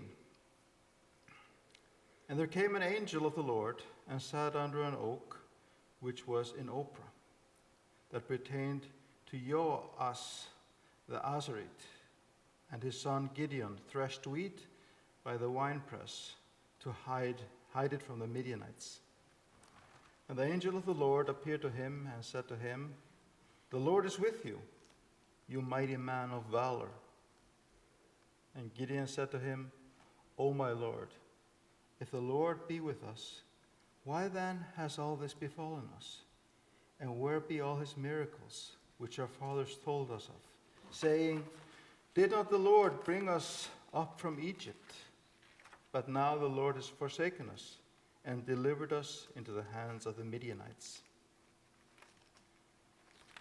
And the Lord looked on him and said, Go in this your might, and you shall save Israel from the hand of the Midianites. Have not I sent you? And he said to him, O my Lord, with which shall I save Israel? Behold, my family is poor in Manasseh, and I am the least of my father's house. And the Lord said to him, Surely I will be with you, and you shall smite the Midianites as one man. Hérna kemur engil drottins til mann sem ólíklegastur allra kannski. Yeah, here the One in 7 children does not have enough food to lead them. There we go. Here we have the Lord coming to an unlikely individual. Hann að treskja hveiti í vínþró til þess að forðast Mídjaníta. Yeah, he is preparing his wheat in hiding, so hiding it from the Midianites. Og þetta auðvitað bara hlægilegt, vínþró bara svona lítið ker kannski höggið út í klöpp. Yeah, in a Wine press. wine press, which is just small and hidden away. Ég meina, þetta venjulega þetta gert á opnum stað að þreskja hveiti til þess að hismið blási burt. Yeah, usually it's best to prepare the wheat in an open space where you have the wind. Yeah. En hér hann aðeins svona í vínþrætt, þetta eins og að sjóða súpu í fingurbjörg. But he's doing it in a wine press, and it's like boiling soup in a thimble. Þetta hlægilegt athæfi. It's sort of ridiculous. En Gídeon aðeins að því hann hræddur við Mídjaníta að þeir komi og hirði á honum hveitið. But Gideon is doing this because he's afraid of the Midianites and afraid that they will come and take his wheat. Þetta gefur okkur kannski mynd af Gídeon. Hann að þessu stigi málsins ekki inn bardagahetja. And this gives us the image of Gideon. He is no hero.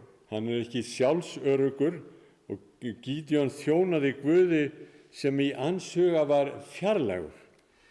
Yeah, in his mind, he was not confident, and in his mind, he served a God that was far away, distant. Guði sem ekki mjög umhyggjusamur eða nálægur. Yeah, a distant a God. Og þegar við búum við þannig mynd af Guði, þá búum við heimi án drauma og án mikilla möguleika að nokkuð geti breyst yfir höfuð. And when we live in a world like this, we live in a world without dreams or of a better future. Okkar ávanar, okkar vandræði, mistök í samskiptum, gallar, þetta allt saman eitthvað sem óumbreytanlegt. Our limitations and our imperfections, they are all unchangeable. Við verðum að sætta okkur við að þreskja hveiti í vínþró. And we need to settle to prepare wheat in a wine press. Að því að umhverfið okkar, skólinn, samfélagið, Mídjanítarnir í okkar lífi okkur ofviða. Because everything around us, the obstacles in our society, the Midianites of our life, they are unconquerable. Svo okkar hlutverk bara að reyna að lifa af. So we're just barely surviving. En við heyrum Guð segja við Gídeon, farðu í styrkleika þínum og frelsaðu Ísrael úr höndum Mídjans. But God says to Gideon, go in your strength and deliver Israelites from this. Það ég sem sendi þig, segir hann. Because it's me, it's I who sent you. Drottin, segir Gídeon, hvernig á ég að geta það? Ég bara aumur og vesæll. But Gideon answers, oh, but I'm not able, I'm weak. Stórkostlegt hvernig þetta kemur fram hérna. Hann í raun að afsaka sína bara hegðun og líf með því að þetta í kringumstæðurnar sé svo erfiðar. Yeah, he is creating an excuse for his situation and his reaction based on the fact that the obstacles are so unconquerable. Og hvernig bregst Guð við þessari afsökun hans? And how does God react to this? Hann að reyna að gefa honum hugrekki eða tala umfram, segir hann, nei, Gídeon, þú ert flottur náungi. Does he encourage him and say to Gideon, no, you are fantastic. Þú getur þetta alveg, Gídeon. You can do it, Gideon. Þú ert glæsilegur maður, þú getur þetta alveg hreint. You are fantastic. Nei, það hann ekki að segja, hann segir, No, that's not what he ég says. verð með þér. No, he says, I will be with you. Og þú munt sigra Mídjan alla sem einn. and thereby you will conquer the Midianites. Það kannski þessi grunnur sem allt byggist á. And this is the foundation that everything is built on in this story. Okkur ógerlegt að framkvæma eitthvað stórkostlegt nema að Guð komist að í lífi okkar. It's impossible for us to succeed in anything so vast unless God comes into Þú our life. þarft ekki vera hræddur, Gídeon, You don't need to be afraid eða lifa lífiðin í felum. or live in hiding Þú þjónar miklum Guði because you serve a great God. og hann hefur kallað þig til þess að gera stórkostlegt verk He fyrir has hann. called you to do fantastic Komdu þér að things. verki, Gídeon. Start working.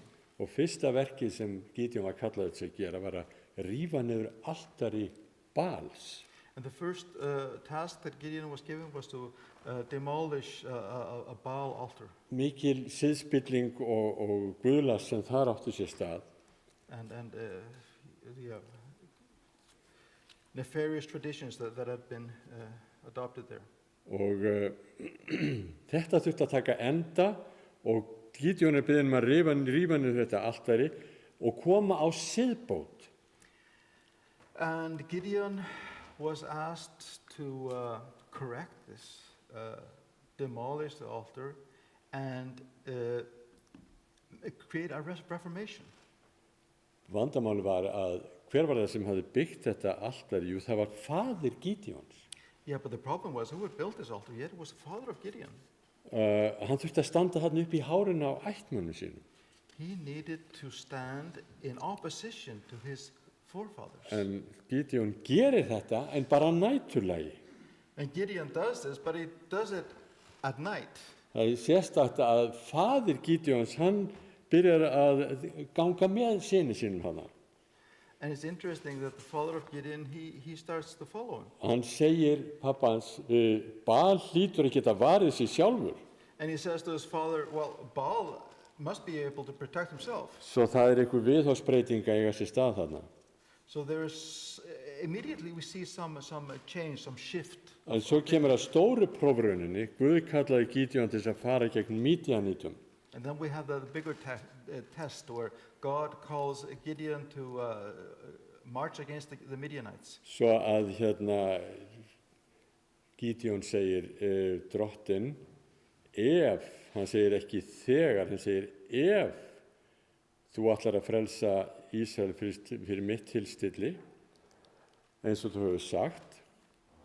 So Gideon says, if you are going to deliver Israel through my effort, as you Þá ætla ég að reyna þig. Hann leggur þetta reifi út og biður að all jörðin verði þurr en ekki reifið og öfugt að öll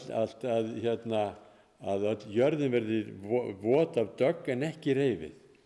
And we remember this, he decides to test God. And you're going to tell me how we say reifi in English. Fleece. A fleece, yeah. He says puts a fleece out at night and asks that the fleece be dry and the earth wet around it, and then vice versa. Vice versa. Ótrúlegt að Guð til í að sýna honum þolinmæði og ganga með í þessa prófraun hans. And it's really remarkable how God is showing patience and willing to go through this. Ég bara tek undir þetta að Guð þolinmóður Guð. Hann hefur verið þolinmóður við mig. Aftur og aftur gefur Guð okkur annað tækifæri. And I would like to underscore this, the patience of God, and he's been patient with me, and he's willing to give us chances again and again. Í 7. kafla þá fer Gídeon af stað með hernaði gegn Mídjanítum. And in the 7th chapter, Gideon starts off Hann against the safnar Midianites. 32.000 af hermannum. And he is able to muster a 32,000 person army. Vandamálið að Mídjanítar eru með 135.000 manns gegn The honum. problem is that Midianites are 135,000. Svo það 1 á móti 4. So it's 1 to 4. Guð kemur til hans og segir Gídeon, það eitt sem ég þarf að tala við þig But God comes to Gideon and says, there's one thing I need to mention. Vandamálið fjöldin af hermannum. The problem is the number of our soldiers. Og Gídeon hlýtur að hafa sagt eitthvað á þessa leið, Guð, það gott að heyra að þú segir þetta. And Gideon must have thought, yeah, that's good you mention it. Ég var alveg mjög hræddur að þú myndir senda mig í stríð með 1 á móti 4. Because I was kind of afraid that you were going to send me out to war in this ratio. Nei, Gideon, segir Guð. No, Gideon, says God. Þú þarft ekki á svona miklu lið að halda. You don't need all these soldiers. Vegna þess að þetta er mín orusta. Because this is my battle. Sendu alla þá heim sem eru hræddir. Send everyone home that is afraid. Svo að Gideon fyrir að tala við herinn og það eru allir hræddir. So Gideon speaks to the soldiers and they're all afraid. 22.000 fara heim, það eru 10.000 eftir. 22,000 go home, there are 10,000 left. Nú er 1 á móti 13. 1 to 13 is a ratio. Og Guð kemur aftur til Gideon og segir, heyrðu, liðið er ennþá á fjölmennt. And God says to Gideon, we are still too many. Og Gideon er öllu lokið. And Gideon is, Ég mun reyna þessa menn, segir Guð. let me test these men. Og svo er það munið þeir fara yfir vatnið og þeir sem leggjast niður og lepja vatnið eins og hundar, það var annar hópurinn og svo hinn hópurinn var sá sem jós vatninu upp með höndunum og drakk það. Remember, they crossed a stream and God separated between those who knelt down to drink the water, but from those who scooped up with their hands. Og það eru 300 manns eftir sem drukku svona þessu löptu vatni. So now we have 300 men left. Af hverju eru þeir nú teknir? Voru þeir betri hermenn? Voru þeir alltaf með augað á óvininum? Why were they accepted? Were they better soldiers? En þá er þetta vandamálið með þetta með samlíkinguna við hunda, því að það er alltaf neikvætt í Biblíunni. Yeah, those who knelt down and drank the water directly, they are there's the allegory with a dog, which is always negative in the biblical context. En allavega Gideon stendur eftir með 300 mann sem löftu eins og hundar. But anyway, Gideon is left with this 450 with this group of men who drank kneeling down. Og Mídjan kemur nú gegn Gideon og hans mönnum 450 manns gegn einum Ísraelsmanni. So yeah, so now we have the ratio is 450 to 1. Guð held ég hafi gert þetta af ásetningi. And this is purposefully set up like this. Og Gideon fær enn eitt táknið. And Gideon is given yet another sign. Hann tekur eitt skref áfram Takes one step forward. og allur Mídjans her flýr sem fætur tófu. And all of the Midianites flee as they can. Ísrael var frjáls, þeir vissu hvaða Guð þeir þjónuðu, orustan er mín, segir drottinn. Israel was free. They had assurance of the God that they worshipped. The battle is mine, said God. Þú þarft ekki að lifa í ótta. You do not need to live in fear. Gideon var ekki eini maðurinn í Biblíunni sem barðist við ótta. And Gideon certainly was not the only man in the Bible who experienced fear. Hvað með Abraham, Móse, Jósúa, Davíð, Elía, Pétur, alla lærisveinana? How about Abraham, Moses, Joshua, David, Elijah, Peter, and all of the disciples? Í raun er algengasta boðið sem við finnum í Biblíunni þetta, óttist ekki. And probably the most repeated decree in the Bible is, be fearless. Guð er mikill Guð, Guð er með ykkur, gengur með ykkur, hann lætur okkur ekki fast við málin alein. God is a great God, a vast God, and He walks with us, and He does not have us tackle obstacles alone. Glímum við ótta og kvíða í dag? We deal with fear and anxiety today. Kannski talar þetta nákvæmlega inn í okkar veruleika sem aldrei fyrr. And maybe this is relevant as never before in our lives. Það eru margir sem fyllast og kvíða og ótta, hafa áhyggjur sem hrannast upp. Many people today are full of anxiety and fear. Óvissan, það kannski orðið númer 1, 2 og 3 hjá okkur, óvissan varðandi framtíðina.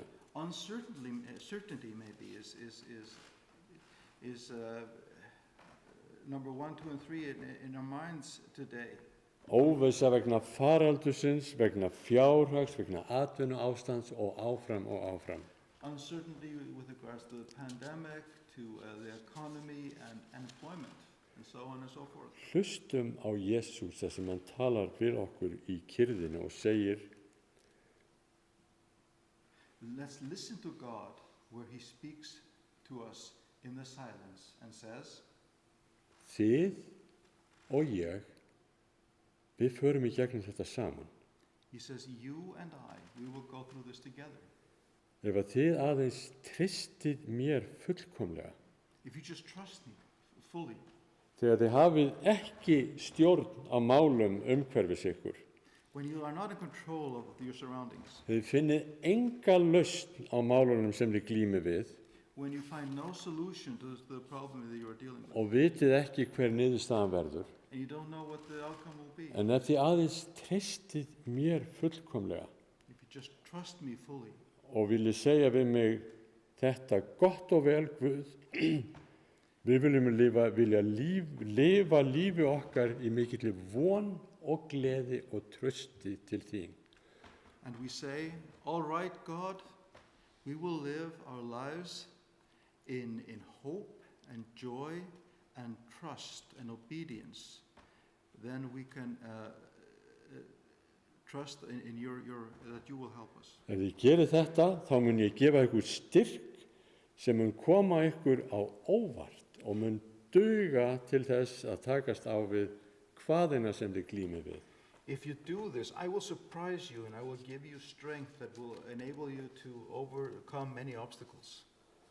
Hlutirnir í kringu okkur virðast stjórnlausir, Our surroundings seems out of control en sometimes. það innri raunveruleiki. But there's an inner truth. Guð allt sem þarf. God is everything that is required. Ekkert sem hefur eilífða gildi hefur breyst. Nothing that has eternal value has changed. Og engin annar megnar að gefa okkur þennan frið.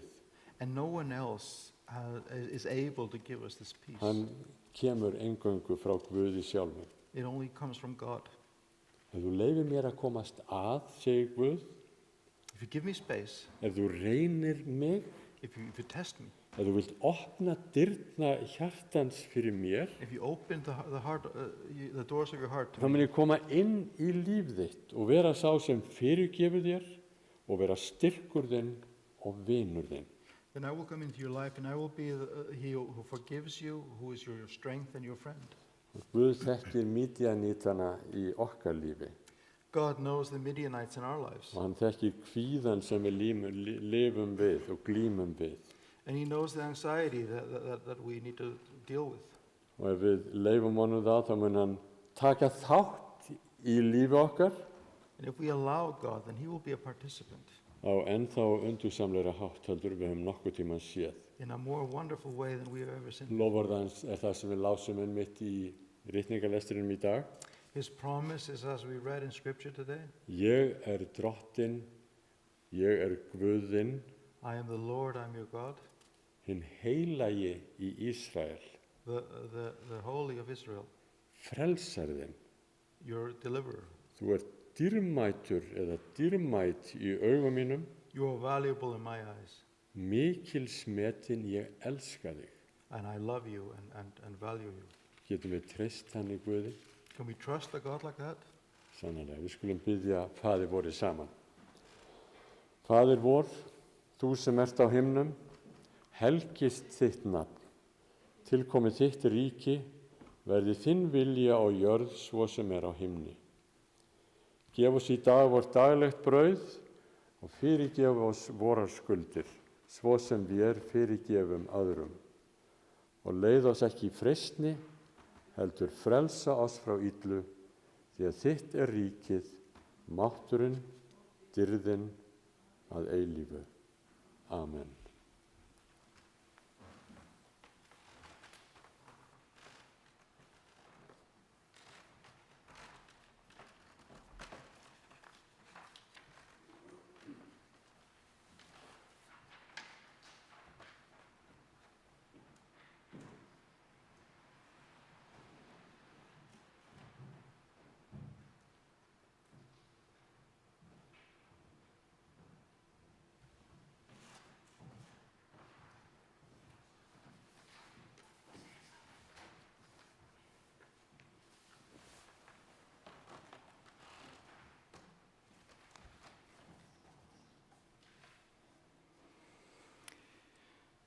Þá ætlum við að syngja saman sálminn númer 206, Jesús þitt kall.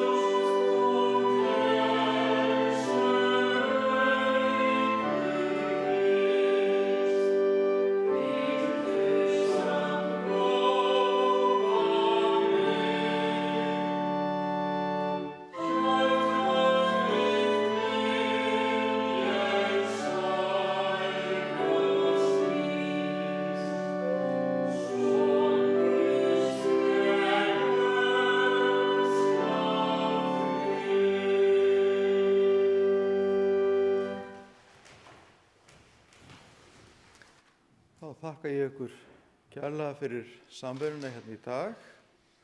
Mér langar til að þakka Aron fyrir að stýra útsendingunni og Kristínu fyrir undirleikinn og fyrir Steinunni fyrir að vera með barnasögu og Fróða fyrir aðstoð í leksíunni og Erik auðvitað fyrir fallega predikun og ég ætla að bjóða Erik núna að koma hérna og vera með blessunarorð.